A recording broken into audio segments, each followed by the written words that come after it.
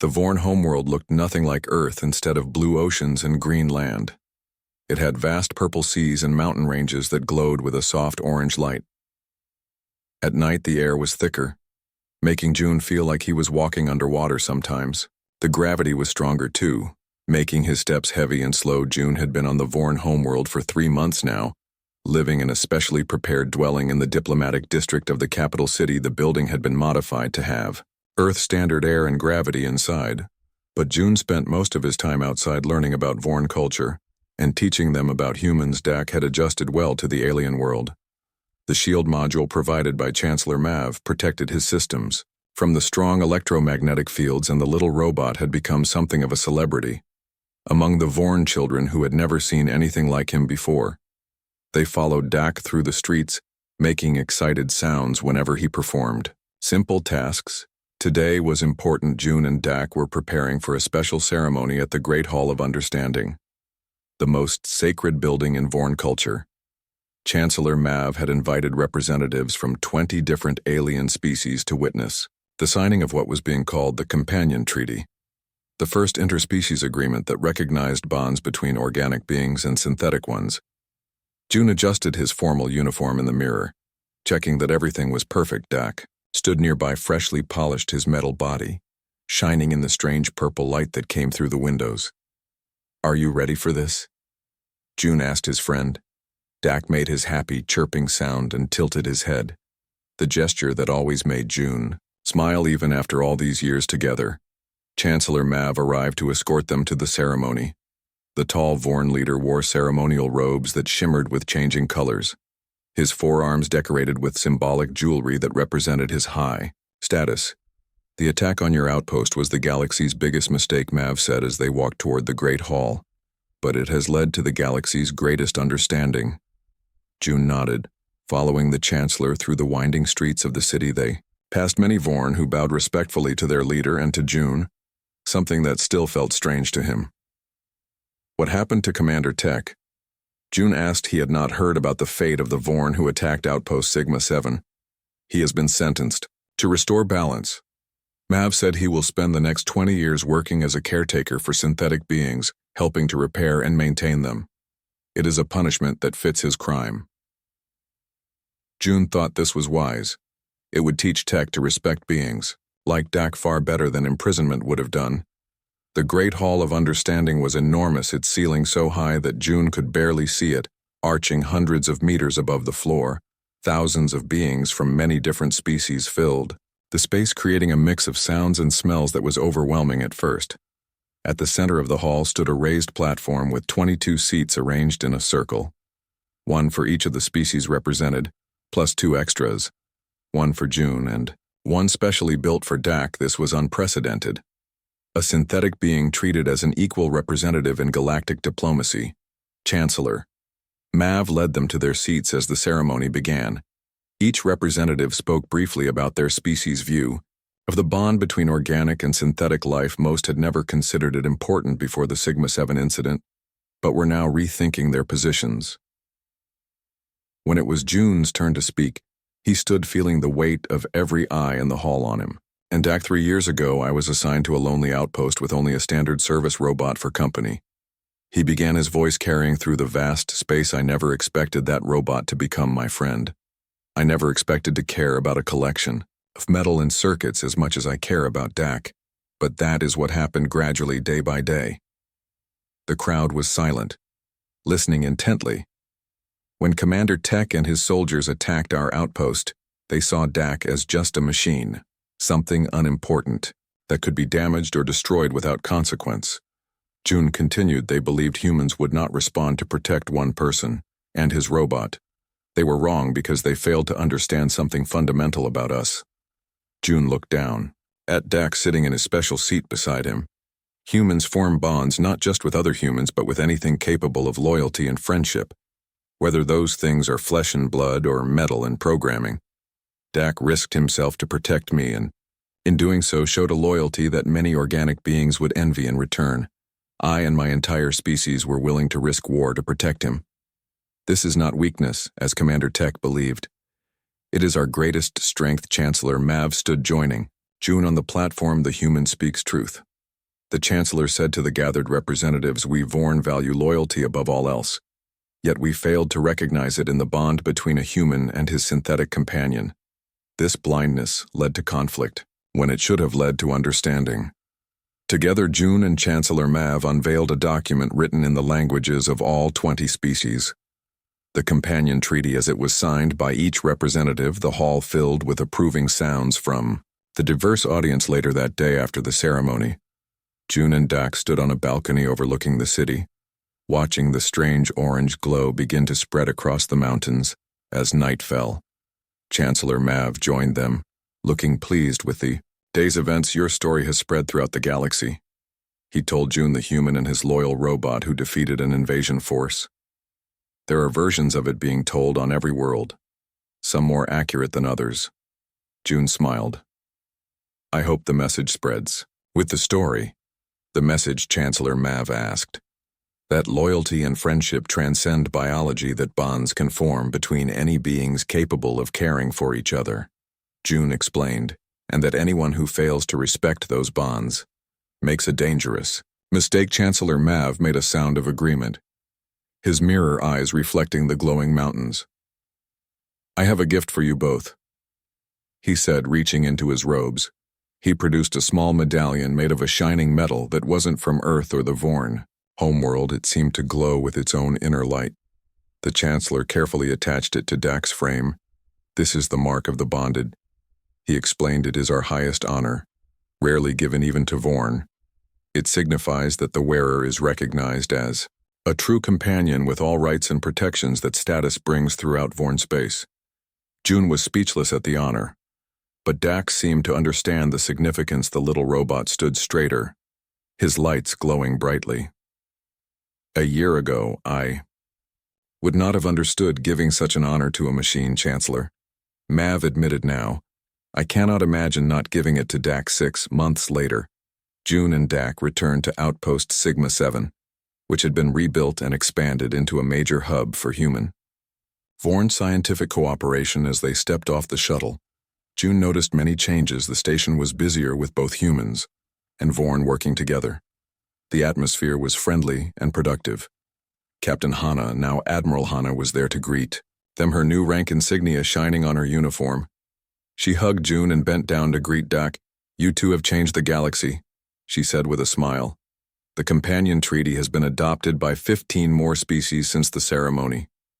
June looked around at the station that had once been lonely and quiet, now full of life and purpose. "Sometimes the worst moments lead to the best outcomes," he said. That night, as June prepared for bed in his old quarters, Dak settled into his charging station nearby. The little robot still wore both the medallion from the Vorn and the medal from Earth Command, symbols of the bridge he'd helped build between species. The galaxy's biggest mistake had been messing with a human's ally, but that mistake had led to the galaxy's greatest understanding that bonds of loyalty and friendship could cross the boundaries between organic and synthetic life, and that anyone who failed to respect those bonds would face the consequences. As June drifted to sleep, Dak kept watch. His sensors alert, his loyalty unchanged. Whether organic beings understood him or not did not matter. His human understood, and that was enough. 2 weeks after the battle for Outpost Sigma 7, June stood in a large meeting room on Earth Central Station, the biggest human space station in the solar system. He wore his formal uniform with a new medal pinned to his chest, the Silver Star for bravery. Beside him on a specially built platform stood Dak. The little robot also had a medal attached to his metal body, the first time in human history that a service robot had received such an honor. Captain Hana and Lieutenant Jin stood nearby. Also in formal uniforms, they had been recognized for their quick response and successful rescue operation. The room was filled with high-ranking military officers, government officials, and to everyone's surprise, a delegation of Vorn diplomats. Admiral Chen, the head of Earth Command, stepped forward to address the gathered crowd. "The events at Outpost Sigma 7 could have started a war between our species," he said, his voice serious. "But thanks to the actions of Officer Park, his companion Dak, and the crew of the Sentinel, we have instead created an opportunity for better understanding." The Admiral gestured to the Vorn delegation. The tallest of them stepped forward. This was High Chancellor Mav, the leader of the Vorn Confederacy. His presence on Earth was unprecedented. Foreign leaders rarely left their home systems. Chancellor Mav bowed deeply to the humans in the room. The gesture showed great respect according to Vorn custom. My government officially apologizes for the actions of Commander Tech and his soldiers. They were rogues acting against our laws and wishes. June watched the Chancellor, carefully noting how different he seemed from Tech, while both were tall with 4 arms and mirror eyes. Mav moved with grace and spoke with genuine emotion. His voice had none of the coldness that Tech's had. The actions of these rogues have brought shame to our people. Chancellor Mav continued, they violated not only our treaty with humans but also our most sacred cultural values. This surprised the humans in the room. Most had believed the Vorn approved of Tech's mission. June leaned closer to Captain Hana. What sacred values, he whispered. Hana shrugged, looking equally confused. Chancellor Mav seemed to hear the question. He turned his mirrored eyes toward June. In our culture, loyalty is the highest virtue, even above strength or intelligence. The bond between allies is sacred. When Commander Tech attacked you, he also attacked your bonded companion. Mav gestured to Dak, standing faithfully. At June's side, this is considered deeply dishonorable among my people. June blinked in surprise. He had not expected this understanding from the Vorn. You consider Dak my bonded companion? Chancellor Mav tilted his head as he nodded. You have refused to replace him despite newer models being available. You modified him beyond his original purpose, and he risked himself to protect you. These are the actions of a bonded pair. The Chancellor turned to address the entire room. We have failed to understand. Humans, we believed your species formed attachments only to other humans, that your machines were merely tools to be used and discarded. We now see that was wrong. Humans form bonds with many types of beings, including those created from metal and code. This is a strength we did not recognize. Admiral Chen nodded appreciatively at the Chancellor's words. And what happens now, he asked. The Vorn who followed Commander Tech will be punished according to our laws. Chancellor Mav said. And we wish to establish new diplomatic relations with humans based on better understanding. We propose a cultural exchange program. The room buzzed with excited conversation. A cultural exchange with the Vorn was unprecedented. They had always been secretive and distant, keeping other species at arm's length, and we have a specific request, Chancellor Mav added. Looking directly at June, we would like Officer Park and his companion to be the first human representatives in this exchange. June felt everyone in the room looking at him. He was just a science officer, not a diplomat. But why? Chancellor Mav made a gesture with his upper arms that might have been a shrug. Your bond with your companion demonstrates what we failed to understand about humans. You would help our people learn and perhaps prevent future misunderstandings. After the formal meeting ended, June found himself in a smaller room with Captain Hana, Lieutenant Jin, Admiral Chen, and Chancellor Mav. They sat around a table discussing details of the proposed exchange. You don't have to accept this assignment. Admiral Chen told June, you've been through enough already. June looked down at Dak, who sat beside his chair. The little robot looked up, tilting his head in that curious way he always did when waiting for June to make a decision. I think we should accept, June said, surprising himself. What happened at Sigma 7 shouldn't be the end of the story, but the beginning of something better. Chancellor Mav made a sound of approval. You are wise for a young human. Captain Hana smiled at June, but her eyes showed concern. The Vorn homeworlds are very different from human environments. She said, will Dak be able to function there? The Chancellor nodded. This is a valid concern. Our atmosphere is heavier than yours and our electromagnetic fields are stronger. We have prepared for this. He reached into a pouch and pulled out a small device. It was a shield module that would protect electronic systems in our environment. June took the device, examining it carefully before attaching it to Dak's frame. The little robot chirped happily as if approving the new addition. The next morning, June sat alone with Dak in his temporary quarters on Earth Station. He was reading the official briefing for his new assignment as cultural attaché to the Vorn Confederacy. I never expected this, June said to Dak, who sat watching him. We were just doing our jobs at a quiet outpost, and now we're going to be diplomats. Dak made his happy chirping sound and moved closer to June. The little robot had always seemed to understand more than his programming should allow. A knock at the door interrupted them. Captain Hana entered carrying a small package. "I wanted to see you before you left." She said, "I have." Something for Dak. She knelt down and opened the package. Inside was a new communication module, more advanced than anything June had seen before. "This will let Dak send messages across any distance," she explained, "even from the Vorn homeworlds to Earth. And it has special encryption that only Earth Command can access." June understood the unspoken message. This was not just a gift, it was insurance. If anything went wrong, Dak could call for help. "Thank you," he said as he installed the module on Dak. Hana smiled. "Watch each other's backs out there." She said that's what allies do. Later that day, as June prepared to board the Vorn diplomatic vessel, Admiral Chen pulled him aside for a final word. "Remember, you're not just representing Earth, you're sending a message to the entire galaxy." "What message?" June asked. "That humans protect their own," the Admiral said. "No matter if they're flesh and blood or metal and circuits, loyalty goes both ways, and anyone who forgets that makes a dangerous mistake." June nodded. Understanding fully, he walked up the ramp to the Vorn ship, Dak at his side, as always behind them. Earth glowed blue and green against the blackness of space. Ahead lay the unknown territory of the Vorn Confederacy. Commander Tech had made a mistake, attacking a human's ally. The response had been swift and overwhelming, but the real message was bigger than one battle. It was about understanding that bonds of loyalty cross species and even the boundary between organic and machine. As the ship pulled away from Earth Station, June looked down at Dak. Together, they were going to teach that lesson to the galaxy, one step at a time. The entire station shook as the Sentinel fired again, its weapons targeting only the Vorn ship, not the station itself. Lieutenant Jin and his team of 6 Special Forces soldiers moved silently through the maintenance tunnels of Outpost Sigma 7. They wore black armor that absorbed light, making them nearly invisible in the dark spaces. Jin checked the small screen on his wrist. It showed a detailed map of the station with moving red dots representing Vorn soldiers and blue dots showing his team. The information updated every few seconds thanks to Dak, who was still connected to the station systems. According to this, the main group of Vorn are heading to defend their ship. Jin whispered to his team that leaves 3 near the command center, including their leader and 2 more guarding the weapons control room. "Those are our priority targets."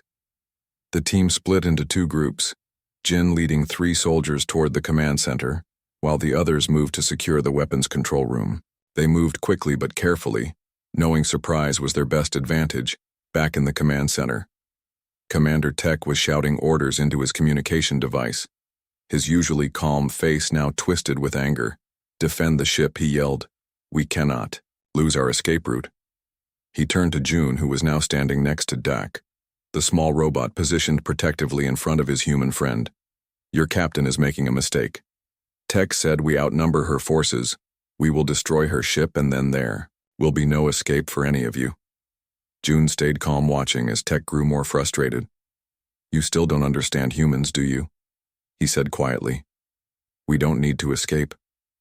Tech raised his weapon, pointing it directly at June's head. "Then I will finish this." Now Zak made a high electronic sound and moved forward. But before Tech could fire, the door to the command center exploded inward, the force knocking the Vorn commander to the ground. Lieutenant Jin and his team rushed in, weapons ready. "Surrender, Jin," commanded, his voice firm and confident. The 2 remaining Vorn guards looked at each other, then dropped their weapons, realizing they were outmatched. Tech slowly got to his feet, his mirror eyes reflecting the humans surrounding him. Lieutenant Jin nodded to June. "Are you all right?" "Sir," June smiled. "Yes, thanks to Dak and you." He looked down at his robot friend, who was now making happy chirping sounds. His lights returned to their usual blue. Jin touched his communication device. "Captain, we have secured the command center and have Commander Tech in custody. The second team reports the weapons control room is also secure." "Good work," Lieutenant Hana's voice came through.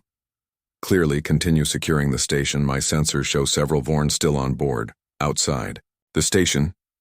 The Sentinel continued its precise attack on the Vorn ship, disabling its engines and weapon systems without destroying it completely. Hana wanted prisoners, not casualties. This was about justice, not revenge. The Vorn soldiers who had rushed to defend their ship soon realized they were trapped. The ship was disabled and humans were taking control of the station. They had two choices: fight to the death or surrender. Most chose to surrender. Within 45 minutes of the Sentinels' arrival, the battle for Outpost Sigma-7 was over. All 17 Vorn soldiers, including Commander Tech, were in custody, and the station was back under human control. Captain Hana docked the Sentinel and came aboard with her medical team. She found June in the station's common area, sitting on a bench while a doctor examined his injuries. Dak sat beside him on the bench, the little robot refusing to move even when the doctor asked him to. Your robot wouldn't let us check your injuries until we fixed his damaged leg assembly, the doctor told June with a smile quite protective for a service unit. June patted Dak's repaired leg. He's got personality. Captain Hana approached with Lieutenant Jin Officer Park. I'm glad to see you're recovering. She nodded. Toward Dak. Your friend sent quite the detailed distress call included. Vorn positions, their conversation recordings, even their tactical plans. I've never seen a service robot operate so effectively. Dak is special. June said simply, not just a machine, but a friend. Hana smiled. Then her expression turned serious. We've started interrogating Commander Tech with some very interesting results. It seems he's part of a rogue faction within the Vorn Confederacy. They believe humans are weak because we're spread across too many systems. They saw us as easy targets, and they thought we wouldn't respond quickly to protect a single human on a remote outpost. Lieutenant Jin added, they clearly did not understand humanity or the bond between a human and his ally. Hana said, looking at Dak with new respect. June nodded. What happens now, Captain? We're taking all prisoners to Earth Command for formal proceedings, Hana explained. But we've already sent word to the Vorn central government about this incident, along with detailed recordings of Commander Tech explaining his plans.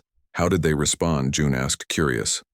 With absolute panic, Hana said with a slight smile. Apparently the idea that they violated not just a treaty, but attacked what they called a human, and his bonded companion has them terrified of our response. They're sending their highest officials to make amends. June looked surprised. They care about Doc. Hana nodded. It seems in their culture, the deliberate harm of a companion's protector is considered especially dishonorable, even if that protector is a machine. They understand loyalty, even if they don't understand our relationship with technology. Later, as the medical team finished treating the wounded and securing the prisoners, June walked through the station checking for damage. Dak followed close behind him, the two of them moving together as they had for years. They reached the observation deck, a large room with windows looking out at the stars, and the massive gas giant beyond the Sentinel was visible too, its sleek form hovering protectively near the station. Captain Hana found them there. We will have a full repair team here within 2 days, she said.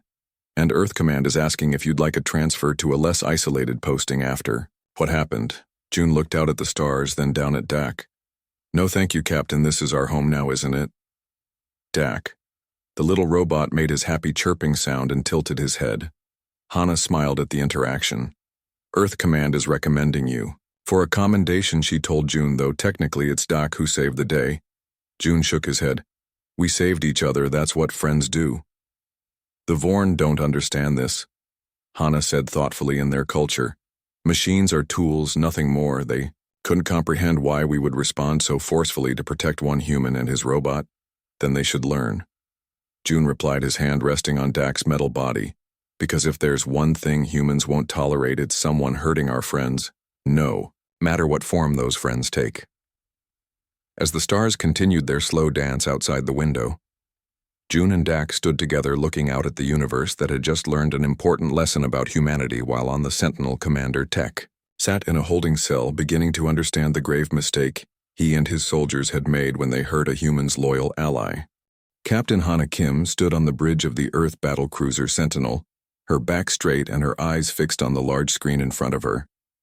She was finishing her daily report when Officer Lee, the communications specialist, called out to her. Captain, we just received an emergency signal, Lee said, his voice showing surprise. It's coming from Outpost Sigma-7. Hana turned quickly. Outpost Sigma-7 was not in a dangerous area. It was a quiet research station in neutral space. Emergency signals from there were not normal. Put it on screen, she ordered. Lee shook his head. That's the strange part. Captain, it's not coming through the official channel. It's being sent on a personal emergency frequency registered to Science Officer Park Jun. But the signal isn't from him. From who then? Hana asked. It's from a service robot designated DAC 3199. Lee replied, checking his screen. The robot is registered as Officer Park's personal assistant unit. Hana frowned. Play the message. What followed wasn't a voice message, but a stream of data. Lee worked quickly to decode it. While the bridge crew waited, the message contained station security footage showing armed Vorn soldiers taking control of the outpost. It showed them attacking Park Jun and damaging his robot. It also included detailed maps of where the Vorn soldiers were positioned in the station and recordings of their conversations. They are planning to use Sigma-7 as a base to attack human colonies, Lee said as he finished reviewing the data they have. Park Jun is a prisoner and they want the defense codes for our border systems. How reliable is this source? Hana asked. Years of military training making her cautious. Lee checked the records. DAC 319 is a standard service unit assigned to Officer Park. 3 years ago, nothing special about it except... He paused to read something on his screen. Park filed multiple requests to keep this specific unit when it was scheduled for replacement.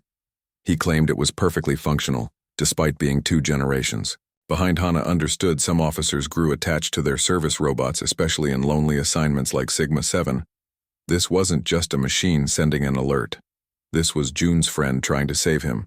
Set course for outpost Sigma-7 maximum speed, Hana ordered. And get me everything we have on Vorn tactical weaknesses. The Sentinel jumped into faster than light travel, its engines glowing bright as it raced toward the outpost. Meanwhile, deep in the captured station, Dak was moving through the ventilation system, his small body fitting perfectly in the narrow spaces the Vorn had dismissed him as damaged and useless after kicking him. This was their second mistake. Dak had been active for 78 minutes since the attack. His systems were damaged, but his core processors were working perfectly. He had accessed the station's maintenance controls and was causing problems for the invaders. The temperature would suddenly drop in rooms where Vorn soldiers were stationed. Lights would flicker, communication systems would fail for short periods. Nothing major enough to make them suspect sabotage, but enough to make them uncomfortable and confused. Most importantly, Dak was gathering intelligence. He recorded their conversations, learned their plans, and sent updates every 20 minutes to the approaching Sentinel. The little robot had one main goal: protect Junin, the command center. Jun sat with his hands tied behind his back. His lip was bleeding from a punch, and his eye was swollen. Commander Tech stood over him, growing more frustrated by the minute. Give me the defense codes now. Commander Tech demanded, his forearms gesturing angrily at the station's control panel. I told you I don't have them. Jun replied, trying to sound calm. Only the station computer has them, and it only responds to my voice under normal circumstances. Not when I am under obvious duress. The Vorn commander leaned close, his mirror eyes reflecting Jun's bruised face. Your resistance is illogical, human. No help is coming for you. Your species values efficiency over individuals. They will not risk conflict for one person. Jun smiled slightly, leaving Tech confused. You know, so little about humans. The lights in the command center flickered again, and the temperature dropped 5 degrees, the third time this had happened in the last hour. Tech roared in frustration. Fix these systems, he shouted at one of his technicians. The technician looked nervous. Commander, we've tried the station computer, seems to be malfunctioning. We can't identify the cause. I could help, Jun offered. But you've tied my hands. Tech stared at him for a long moment, then nodded to a guard. Untie him, but watch him closely. The guard removed Jun's restraints, and he rubbed his sore wrists, then moved to the computer terminal. He knew exactly what was happening. He had seen Dak's eyes turn red before the robot was kicked. He knew his friend was behind the malfunctions, but he would never reveal this to the Vorn. Jun pretended to check the systems while actually sending a coded message to Dak through the computer terminal, telling him the Sentinel was coming and to prepare for their arrival. A young Vorn officer rushed into the command center looking worried. Commander, our sensors have detected a ship approaching at high speed. The configuration matches human military vessels. Tech spun around his face, showing shock. What? How is this possible? Jun was pulled away from the terminal, and his hands were tied again, but he was smiling. The Vorn saw his expression and grew angry. What did you do? Human tech demanded nothing, June answered truthfully. But you hurt my friend. That was a mistake. On the Sentinel, Captain. Hana gathered her officers in the strategy room. Lieutenant, Jin, the leader of the Special Forces team, studied the station schematics provided by Dak. The robot has given us everything we need, Jin said with admiration, the exact positions of all Vorn soldiers, their patrol patterns, the location of their ship, and where they are holding. Officer Parkana nodded. Our approach will be direct. I will contact the station and distract the Vorn, while you and your team enter through the emergency airlock here. She pointed to a small entry point on the station. Map the service robot. DAC 319 has promised to disable the alarms for that section. Will the robot be reliable? Jin asked. It has been so far, Hana replied. And it has the strongest motivation to help us save its human. The Sentinel dropped out of light. Speed near the outpost, staying just beyond weapons range. Hana straightened her uniform and activated the communication system. Outpost, Sigma 7. This is Captain Kim of the Sentinel. We are responding to irregularities in your transmission schedule. Please respond. The screen flickered, showing Commander Tech, his gray face trying to look calm. This is Commander Tech of the Vorn Confederacy. We are conducting diplomatic discussions with your outpost representative. All is well. Hana kept her face serious. Interesting, our regulations require visual confirmation from station personnel during any diplomatic visit. Please put Officer Park on screen. Tech hesitated, then roughly pulled June into view. June's face was bruised and his uniform torn, but he stood. Tall. Hana saw everything she needed to know in his eyes. He was ready. I see, Hana said, keeping her voice calm. Commander Tech, we will be docking in 10 minutes for standard inspection. Sentinel out. She ended the transmission before Tech could respond. They suspect nothing, one of the Vorn officers said. They suspect everything, Tech corrected, looking worried. Prepare for battle. What the Vorn didn't know was that Lieutenant Jin and his team were already approaching the station in a stealth pod guided by continuous data from Doc. The small robot had locked several sections of the station, isolating groups of enemies and making the human team's job easier. Meanwhile, Doc had made his way through the ventilation system to the command center, where June was held. The robot watched from above, calculating the best moment to act. When most of the Vorn rushed to defensive positions, leaving only 2 guards with June and Tech, Dak made his move. The little robot dropped from the ceiling, landing directly on one guard's head. Dak was small, but June had secretly modified him over the years, adding small electrical disruptors that were definitely not standard issue. Both guards collapsed before they could react. Tech turned in shock, raising his weapon, but hesitated at the strange sight of the small robot untying June's restraints. This is your great savior. Tech laughed, a maintenance droid. June stood, rubbing his wrists. No, this is my friend, and you hurt him. Before Tech could respond, the station shook with explosions as the Sentinel began a precision strike on the Vorn ship. Docked outside, the rescue had begun, and the Vorn were about to learn an important lesson about humans and their allies. The stars looked the same from every corner of the galaxy, but June still missed the view from Earth. He was the only human on Outpost Sigma 7, a small research station that floated in empty space around a huge swirling gas giant. Everyone called it the loneliest posting in the fleet, but June actually liked the quiet. June walked through the empty hallways of the station, his footsteps making hollow sounds on the metal floor. The station was designed for a crew of 15, but budget cuts meant it operated with just 1 human and a few service robots. Most days June talked only to himself, and to Dak. Dak was different from the other service robots on the station. He was small, about the size of an old Earth dog with 4 metal legs, a square body and a head that could turn almost all the way around. His official name was DAC 319, but June just called him Dak. They had been together for 3 years now, ever since June first arrived at the station. Look at this, Dak, June said, holding up a tablet with new research data. The little robot moved closer, tilting his head to one side. It was something he did when he was processing information. A small quirk that wasn't in his programming. Dak had developed many such behaviors over the years. He made happy chirping sounds when June gave him tasks he liked, and sad low tones when the station systems needed repair. Earth Command wanted to replace Dak last year, saying the model was outdated. June had refused. He filed report after report, until they gave up. Doc wasn't just a robot to June. After so many months alone together in the emptiness of space, the little machine had become his friend. Outside the thick glass windows, the gas giant changed colors slowly from deep blue to purple. As radiation storms moved across its surface, June watched as he ate his breakfast. The same meal he had every morning. Dak sat nearby, his sensors humming softly. The morning routine was always the same until today. A loud alarm broke the silence, making June jump and spill his coffee. Dak immediately stood up, his lights changing from calm blue to alert yellow. Incoming transmission from unregistered vessel. The station computer announced, its voice flat and emotionless. "Put it on main screen," June said, wiping coffee from his shirt and standing up straight. The large screen on the wall flickered to life, showing a gray face with reflective eyes like mirrors. The alien had rough skin and a mouth that seemed too wide for its face. June recognized the species immediately. It was a Vorn, a member of one of the most powerful civilizations in this part of the galaxy, Outpost Sigma-7. "This is Commander Tech of the Vorn Confederacy warship Destiny. We request immediate docking for emergency repairs." June frowned. The Vorn rarely traveled this far from their territory, but the galactic treaty was clear.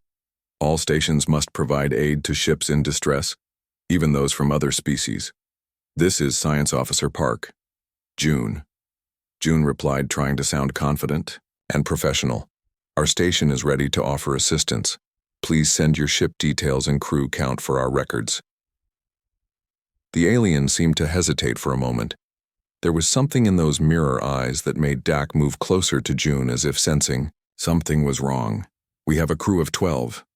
Commander Tech said, his voice smooth. "All technical specialists, no weapons or military personnel. We appreciate your quick response, human. We will dock in 20 minutes. The screen went dark. June looked down at Dak, who was making a low warning sound. "I know, buddy, something feels off," June said, "but we can't refuse them without proof of hostile intent. It's against the treaty." June spent the next 20 minutes preparing the docking bay. He checked the station's defensive systems, making sure they were active but not obvious. He also sent a standard notification to Earth Command about the unexpected visitors, then positioned cameras to record everything. It was standard procedure, even if the Vorn were probably telling the truth. Dak stayed close, never more than 3 steps away from June as they waited in the docking bay.